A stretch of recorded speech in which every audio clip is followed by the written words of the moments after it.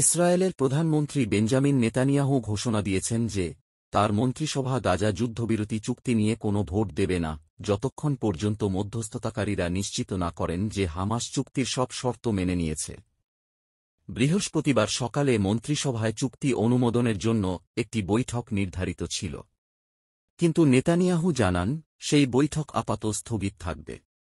তিনি অভিযোগ করেন, মধ্যস্থতাকারীদের সঙ্গে আলোচনার মাধ্যমে চুক্তি হওয়ার পরও হামাস শেষ মুহূর্তে কিছু শর্ত পালনে অস্বীকৃতি জানিয়েছে এবং সুবিধা আদায়ের চেষ্টা করছে। অন্যদিকে হামাসের সিনিয়র নেতা ইজ্জাত আলরিশেক এক বিবৃতিতে জানান যে তাদের সংগঠন মধ্যস্থতাকারীদের মাধ্যমে ঘোষিত যুদ্ধবিরতি চুক্তি মানতে প্রতিশ্রুতিবদ্ধ। জাতীয় নিরাপত্তা মন্ত্রীর পদত্যাগের হুমকি।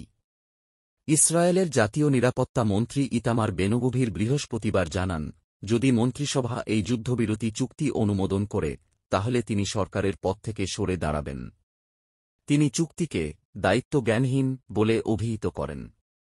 তার মতে এই চুক্তি ইসরায়েলের যুদ্ধকালীন অর্জনগুলো ধ্বংস করবে এবং গাজা থেকে সেনা প্রত্যাহারের মাধ্যমে হামাসকে আরও শক্তিশালী হতে দেবে। বেনগভির আরও বলেন, যতক্ষণ পর্যন্ত সব বন্দী মুক্তি পায় না, গাজায় কোনো ধরনের মানবিক সাহায্য, যেমন জ্বালানি, বিদ্যুৎ বা পানি, বন্ধ রাখা উচিত। চুক্তি নিয়ে বিভক্ত মন্ত্রিসভা ও জনমত। বেনগভিরের পদত্যাগ সরকারের পতন ঘটাবে না, তবে তার বক্তব্যে আরও বিভক্তি দেখা দিয়েছে। চরমপন্থী অর্থমন্ত্রী বেজালেল স্মোটরিচ এই চুক্তিকে জাতীয় নিরাপত্তার জন্য বিপর্যয় হিসেবে উল্লেখ করেছেন। স্মোটরিচের দল হুমকি দিয়েছে, যদি 6 সপ্তাহের যুদ্ধবিরতির পর আবার যুদ্ধ শুরু না হয় তাহলে তারা সরকার থেকে বেরিয়ে আসবে। এর মধ্যেই কয়েকটি ইসরায়েলি পরিবার ও তাদের সমর্থকরা নেতানিয়াহুর কার্যালয়ের সামনে বিক্ষোভ করে। তারা মন্ত্রিসভাকে চুক্তি অনুমোদন না করার আহ্বান জানিয়ে বলে, এই চুক্তি আত্মসমর্পণের সমান, যা অপহৃতদের জন্য আত্মত্যাগ এবং ইসরায়েলের নিরাপত্তা নিয়ে আপোস করবে। ক্যাপ্টেন উরি শানির বাবা ইহোশুয়া শানি, যিনি যুদ্ধে নিহত হন, বলেন, প্রধানমন্ত্রীকে বলুন এই আত্মসমর্পণের চুক্তি থেকে সরে আসতে।